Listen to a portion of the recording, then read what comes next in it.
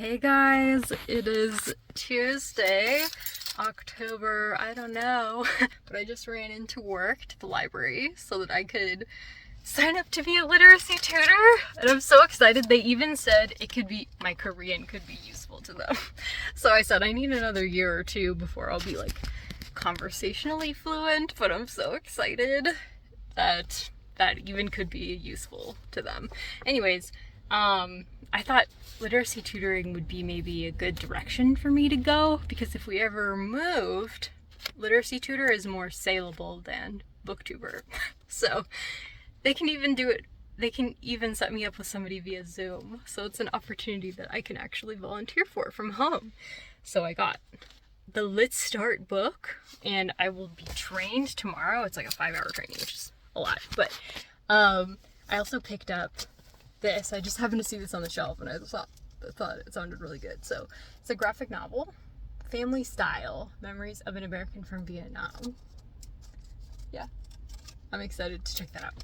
And I've been listening to, I just saw my coworker walk out. I was like, I just sat there talking to her for a while, so I should probably get going home.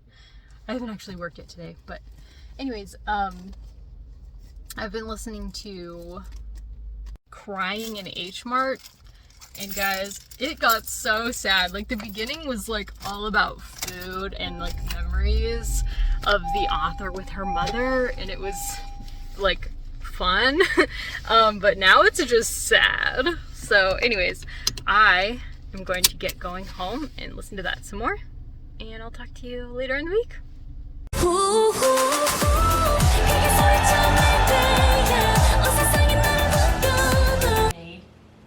I know what you think. What's that? Hey guys, it's October 18th, Wednesday.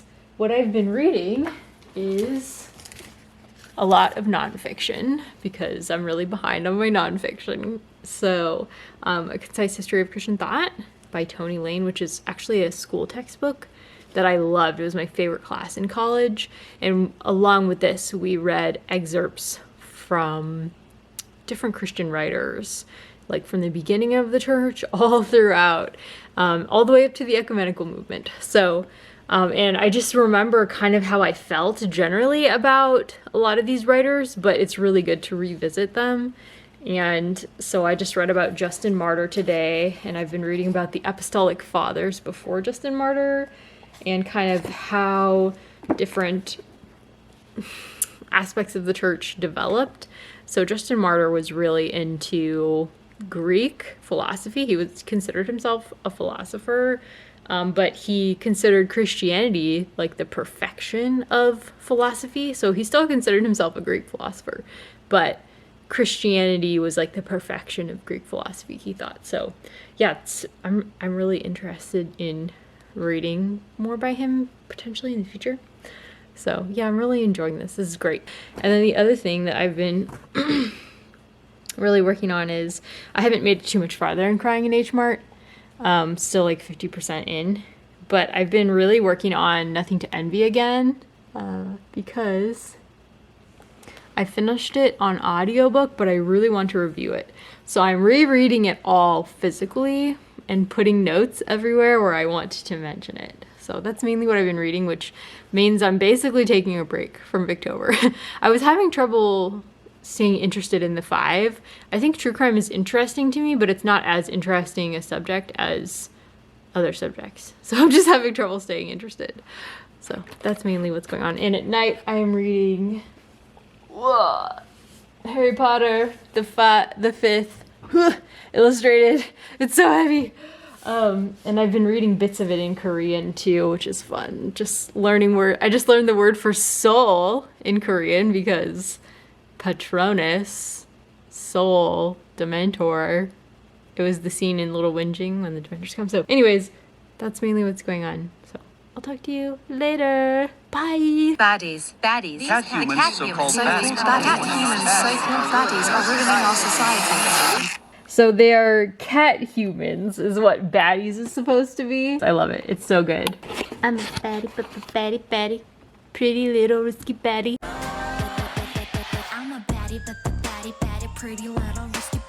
Hey guys, it is now Thursday. I'm gonna go pick up some Subway sandwiches for lunch with my parents. I'm super excited. I just got my fingers frozen and one of my fingers is good now. Yay! Celebrate.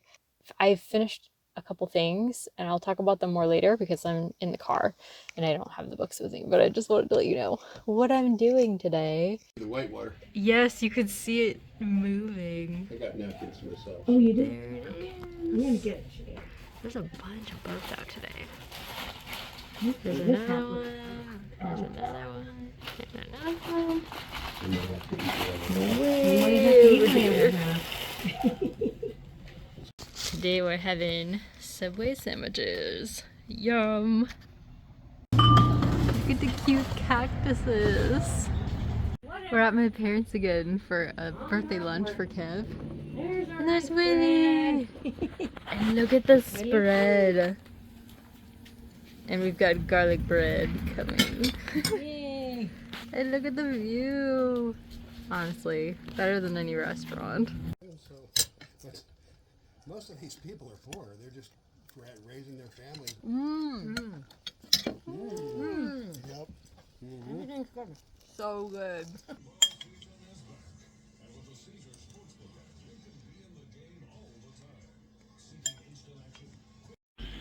So pretty. We're heading to church.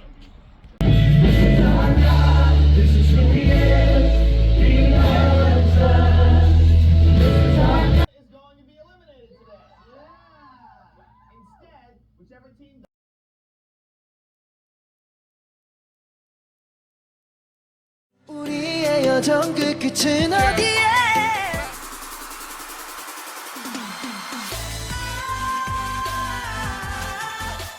I think the reason why, partly why I loved this so much was like some of the things that you guys touched on. There was a lot of lore in it, and because it's a Victorian classic, it just has that, it has that classic feel that I love, and I never expect like a super rousing plot, or like, I never expect to be like, you know, feeling like, oh, this is so creepy, I'm so into it, you know. I just don't necessarily expect to feel those things for like when I'm reading a classic. So I think it just kind of defied my expectations in a great way. It was like, this doesn't really feel like a classic in so many ways, but it also does, because the way it was written was really beautiful. So yeah, I really enjoyed it.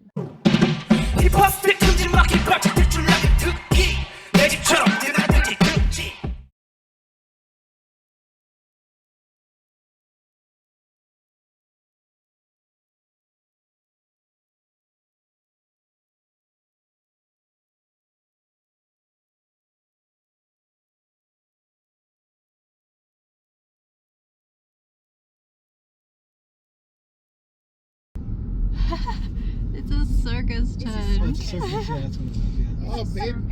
Another carnival. Is this like a pumpkin patch one? Yeah, in the back, yeah. So I bet. It's called Great America. Great America, that's right. That is Marine World. That's Marine World? Yeah. Oh, we are passing Marine World, folks. Is it even open anymore? Yeah. Oh, okay. Yeah, they do. It's operating. With Medusa, one of my all-time favorite roller coasters. So many solar panels. That was the last time we went. They're giant.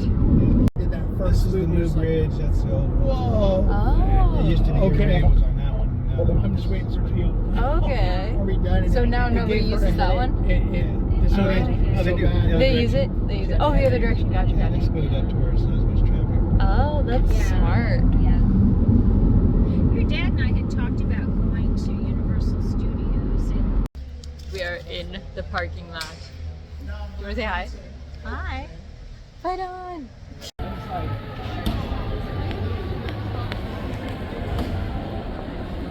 Look at that. Turn left, Pop. Yep. It smells like hamburgers. It does. Hopefully that is not what Top Dog looks like. We're getting hot dogs. Ooh, I would totally go there.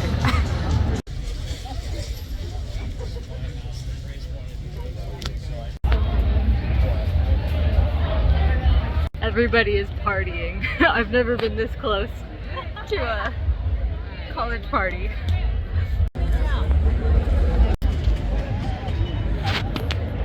The hot dog place was so busy, so we just came straight to the Coliseum, and there was a hot dog stand right there, and there was like nobody in line, so they're getting hot dogs, and I'm just sitting before the climb. This is where we're waiting.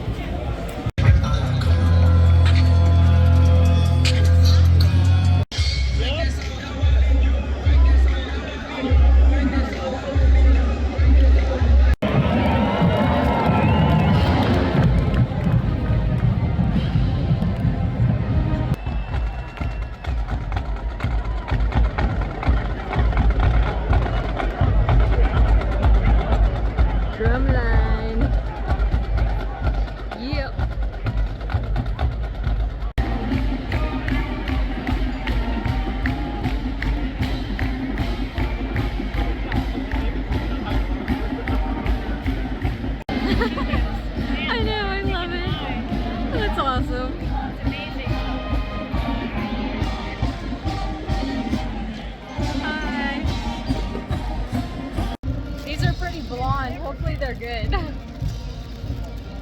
We'll see. You said cinnamon sugar go? Yeah.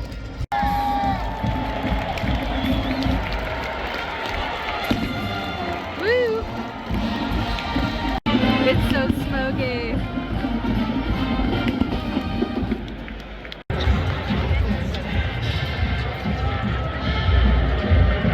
SC is out.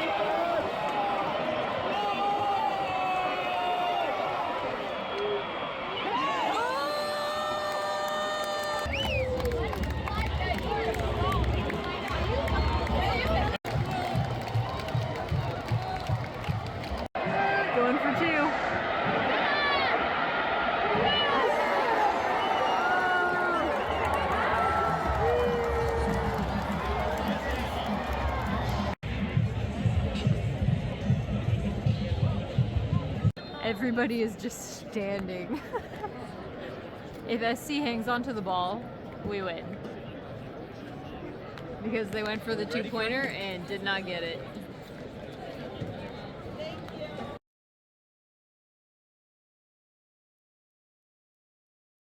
We won! So now we're headed out to eat. Taqueria La Bamba.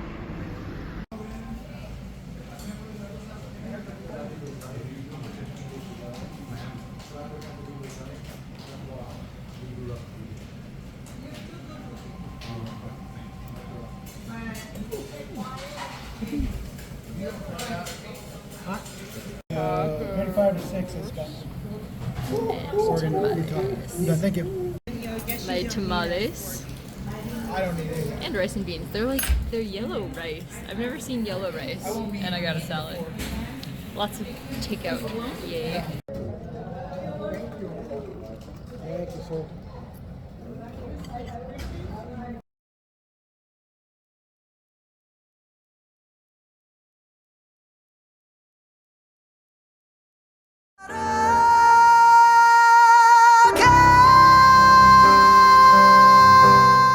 Hello there, guys. It is now Sunday, October 29th. And so yesterday was Saturday, October 28th, and that's when we went to the game. There was over 100 clips for this vlog. I was doing really well reading nonfiction the last 2 weeks. Where am I? In the 5, I'm 69% through. Yay. So I might be able to finish it by the end of the month. We'll see. I started slow with this one. Because I felt like it wasn't getting into my brain. So I tried reading the beginning multiple times and then gave my brain a rest from it and came back to it and then was able to really get into it. So that's really a common occurrence with me. And I do need to actually start books early sometimes, just so I can keep on track with everybody else. But regardless, the 5 is so interesting. She just goes Hallie Rubenhold just goes so in depth into the lives of these women, and I am fascinated. Some of them are more sympathetic than others. Like, some of them actually do have criminal tendencies. But a lot of them, they're just so, like, they go through such hard stuff, you know? So you really sympathize with them, even if they're not actually sympathetic characters. Like, the stuff that they go through is crazy. Life was so hard for people in that time in that class. So most of these ladies were not like high class ladies, because a lot of times they were sleeping on the street and stuff. Yeah, and it's just brutal. So really, though, enjoying learning about them. I feel like I know these ladies now. So this was a great recommendation for me. Thank you, guys. It is technically true crime, I guess, but it just feels more like it's like a journalistic take on these ladies' lives. It's like 5 mini biographies. And I just feel like I'm getting such a great taste of the period and what it was like for these women. So yeah, I'm loving that. I've also made quite a bit of progress this last 2 weeks on the Memoirs of Lady Hyegyeong. So where am I now? I'm on page 114. I think I started probably maybe around like page 50 or 60 maybe. Yeah, I'm later than 50, but maybe 70s. I don't know. Regardless, this has also been fascinating. I think I mentioned this several months ago, how it reminded me of the BTS memoir, because it's like she's a princess who is kind of dishing on people around her in the royal family. But at the beginning, I was afraid that she was going to be too polite and it would therefore be boring. But no, she dishes the dirt later on in the book, you know, about people who lied about her and her family. That's how she's like portraying that. Like I said, I don't really know the history super well of the Chosun period and its rulers. And this is set in South Korea. Did I say that? This is the journal of a South Korean princess. The wife of Prince Sado, who is the famous prince who had a mental illness and was executed by starving in a rice chest starving to death or something. I don't know. He was in a rice chest for like 6 days before he died. And it's fascinating because the king demoted his son, Prince Sado, into a commoner and then executed him this way so that he would not have to also kill Prince Sado's sons and wife, and children and wife. So basically, Lady Hyegyeong is in this terrible position of loving her husband being killed by her father-in-law sparing her life and her children's life, having to go back to court after this execution of her husband in a terrible way, having to go back and still face her father-in-law and like live in his court. It's just like, it is just wow. And some of the family stuff that happens, like, it's crazy. So she definitely is like a fascinating writer. I think the first person I saw reading this was Emma at Bookish Princess. So thank you so much for mentioning this, Emma. I'm loving this so much. So, I know I have marked up things, but I didn't look at it before now to tell you about it. Yeah. Oh, so, I was reading this with some friends and they were kind of scared away by the names, like the amount of names. There are a lot of names, but it's because of the introduction, I think, is what scared them. And I think something that I've really learned is if the introduction is scaring me from even trying the book, just ignore it for now. Come back to it later if I want. Just get started in the book itself, because this is translated, obviously, from like centuries old Korean. It's a pretty easy read. Like, the translation makes it easy to read. So, and the names that she is calling people in this book by their names, but the translator has replaced her names with like my father, my husband, my son, so that you know the relation to her. And the translator does not use the names, because even the names sometimes that she uses are not like what other people would call them. It'd be like what she calls them, which is very common in Korean culture. One person might call a man Hyung, another might call that same man oppa. It just depends on their relationship to him. And other people might be calling him 선생님. You know, he might have like tons of different titles depending on who the person is that's addressing him. And so that can be confusing for people going into a work about Korea, but it's handled really well in here and it's super readable. So I just want to encourage people not to be too intimidated. Just start reading the actual text. Just ignore the introductory material for the beginning, because you don't need it. You don't need it. So this is fabulous. I'm enjoying it so much.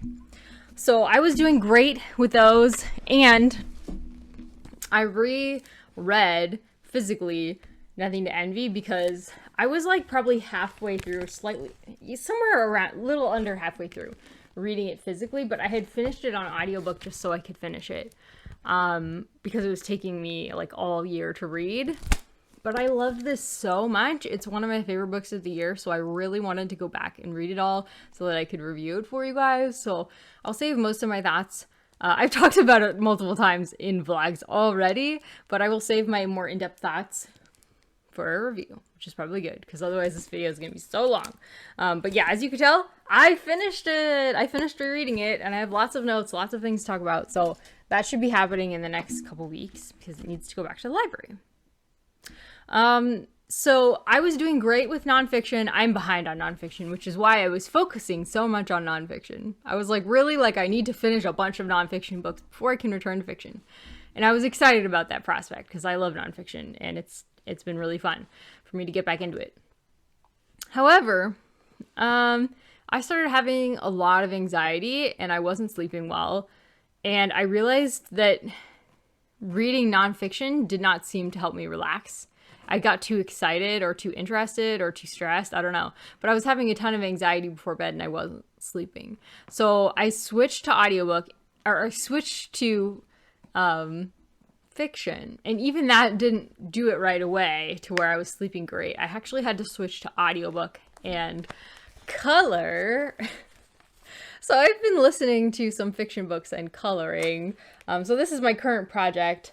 There's a verse in Ezekiel, ignore the bird. I'm just trying to use up all the space in my sketch pad, because sketch pads are expensive and I don't want to have to buy a new one until I've used up every inch of the one I own. This is the only actual sketch pad I've ever owned, but I'm getting to the end of it. I'm going to have to buy another one. Probably not like super soon, but regardless, I'm trying to use up every inch. So this bird is from something else. I don't even remember. It was probably last year sometime. I don't even remember. So it's been a while since I picked this up, but so it says, as the appearance of the rainbow in the clouds on a rainy day, and then it goes on to talk about the glory of the Lord. It's from a vision in Ezekiel 1 that God sent to Ezekiel. So I'm currently reading Ezekiel on my own in my Bible study. I've gotten rid of Bible in 1 year for the time being, because I really want to do a deep study on Ezekiel right now. So yeah, that's what I'm working on. visually representing the Bible verses. So I had fun doing like 3D letters. I've been really trying to work on certain drawing skills. I really want to get better at actually drawing because I love drawing, but it's just something that I haven't spent a lot of time on for a long time because I was focused on reading and language learning and stuff like that, editing, working. But since I've abruptly been shoved into coloring again because it's so relaxing, I'll just keep on working on my writing skills, and hopefully it won't stress me out because there is literally no pressure on it. So yeah, I think that's mainly what I wanted to talk about. Let me just pull up my notepad here. Oh yeah, okay, I worked on some other things too. So Crying in H-Mart. I didn't quite finish this one. I think I got 80-something% through it. This is a memoir about Michelle Zauner, I think her name is. She's an American rock star of Japanese breakfast. That's her band. I actually should go listen to her band. I didn't listen to it at all. I was fascinated by this because she grew up in a time where it wasn't cool to be Korean the way it is now. That was her perception of it. She felt like being Korean was something that she was trying to hide and step away from. And so when her mom, Crying in H-Mart is about, it's the memoir of her as her mom was dying, basically, and her relationship to her mother. And it's really moving. It's just a really moving portrait of grief. But man, it just really shows the broken condition of humanity. Like, there's a scene where her mom is dying of cancer, and she tells her mom, "I'm not ready for you to go," which I feel like is like a really intense thing to say to somebody who's dying. I feel like you should be like, it's okay if you need to go. It's okay for you to rest. I think that's what I would try to say to my mom, because I know my mom would be like heart-rending if I told her, I'm not ready for you to go. You need to stay, So listening to her narrative was, she is like super, she really shares how she feels about everything. Like even the really things that you would be tempted to hide about yourself, like she's very honest about that stuff. From what it sounds really honest to me. I don't think I would have admitted that, in a memoir or something like that. So it really moving portrait of grief. She calls herself very self-centered and like castigates herself a lot, and like she probably is, but aren't we all self-centered? So I hope she's not still castigating herself about it. But yeah, I just feel like her family life was not very peaceful, and it just makes me so grateful for my family, because of course we have problems. Anytime you're throwing a bunch of people who are very different together into the same space and telling them to love each other, that can be rough. But when you have the influence of Christ in your family, it can just make such a huge difference and really bring peace and harmony to a large degree where there might not otherwise be. In her family, there's just no influence of Christ at all. And so it was really heartbreaking to hear her talk about her relationship with her dad and how rough that was. And yeah, it was just a rough story. So I just ended up stopping it because it again wasn't like bad. It was just really intense. So yeah, I stopped with that one. And okay, I don't think I shared this. I'm gonna say it again in case I didn't share it. So Twilight. Yes, I do. I have it. Here we go. I finished listening to Twilight. Yay. So I did finish a couple things in this vlog. Vampires. So this was one that I was sort of reading adjacent to Victoria as she was reading book 2. So in September I read book 2 and she read book 1. And then I loved book 2 so much that I was like, okay, I'm going to go back and read book 1. I didn't enjoy this one as much as book 2. I enjoyed book 1. I enjoyed book 2 much better. I think partly because the focus is on Jacob and his growth. I just found it really fascinating, and there's so much time spent on the reservation and learning about the werewolf mythology. Like I really enjoyed book 2 a lot. And I just feel like a lot of the characters are like just teenagers being teenagers. And that's the case for some of this as well. I probably enjoyed the first 75% of this quite a bit. And then the last 25% were really rough for me because it was so unhealthy that these teenagers are like, yeah, I literally would die for you. And everybody is trying to really control Bella because they're trying to do what they think is best for her. And it's like, oh, it's so cringy at parts. Yeah, I really had trouble with the last 25% of this, and I can definitely understand why people are like, "Blah." I'm hoping that Eclipse, honestly, if I had read this one first and not read book 2 first, I don't think I would have gone on to read book 2. But because I enjoyed book 2 so much, I remember book 2 being my favorite. I'm going to try Eclipse. Victoria and I are going to try reading Eclipse. What I want to do is I want to finish the original series again. And I want to read Breaking Dawn because I never did that. I would have killed for Breaking Dawn when I was a teenager. But it didn't come out when I was a teenager. It came out, I don't know, a couple years ago now, I think. So I really want to get to that.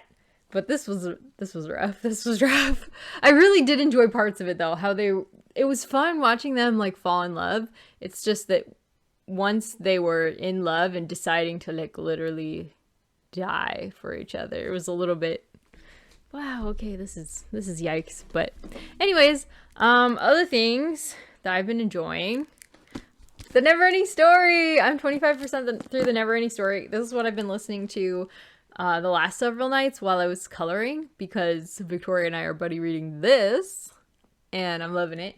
I don't want to talk about it too much because I was hoping to do a buddy reading vlog with Victoria, but I don't know now if I'm going to be able to do a dedicated one. So just talking about it a little bit here. The first 25% is a lot like the movie, and I loved the movie when I was a kid, so I'm really enjoying it. But like the first 25% went through like pretty much everything that happened in the movie. So now I'm like, what happens now? I'm like, what is going on now? So gonna continue that. And what else? Okay, let me pull up because I think there's been other things that I've been working on, but I just want to. Oh man, I'm so excited for November. My November reading is gonna be exciting. I've been working on Vespertine a little bit. So like I said, I switched to fiction. So Kevin and I have been listening to Goosebumps, The Night of the Living Dummy, about like a ventriloquist family's dummy. One of their dummies comes to life. Oh, and guys, I forgot to mention, I have also been listening to Dracula. Yeah, I didn't finish that much related to Victober this month, but I am enjoying Dracula. I'm listening to it on audio. Woo! So I was not prepared for how many perspectives we are getting in Dracula, and I also wasn't prepared for it to be, what do you call that when it's written, it's like written in documents, like the whole story is written in documents, like letters and stuff like that, diary entries. Like I was not prepared, but I'm really enjoying it. So there's a man who shows up at Dracula's house and he's like traveling, and Dracula like traps him in his house, locks him in, and he cannot get away, and forces him to write letters to everybody and say, yeah, I'm fine, I'm coming home now, I just left the Count's house, and you know, all this stuff. Yeah, I'm like very intrigued about what's gonna happen next. I definitely am excited to find out what happens next. So I'm really enjoying Dracula. I know a lot of people didn't, probably, but I was under the impression that it was because there wasn't enough Count Dracula. But at least so far, in like the first 20% or 15%, there's been a lot of Dracula. Like, Dracula is the main character, so I don't know. Maybe I did just switch into several other perspectives of people who are sort of related to the Doctor or know him or know people who know him. And I guess maybe it won't spend as much time with Dracula now. I don't know. But regardless, I'm excited about it. I'm really enjoying it. Okay, yeah, that's it. Okay, that's it. Thank you so much for watching this vlog. Okay, I'll talk to you guys soon.